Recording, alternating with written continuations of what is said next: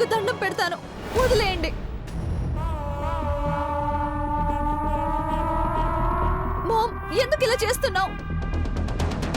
ఎందుకు ఇలా చేస్తున్నావు మహి? అది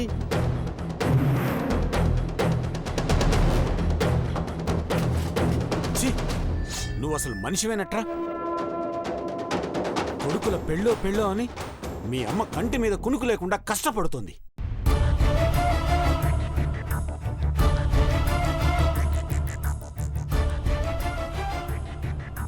అఖిల కనుసైగ చేస్తే కాదనకుండా పనిచేసేవాళ్ళు 1,000,000 మంది ఉంటారు.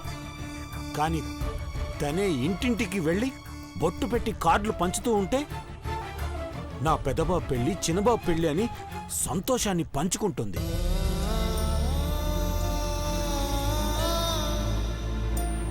ఏదైనా జరిగితే నా భార్య ఏమవుతుందో అని భయం నాకుంది. కానీ మీ అమ్మకి ఏమవుతోందన్న ఆందోళన నీ మొహంలో రవ్వంత కూడా లేదేంట్రా?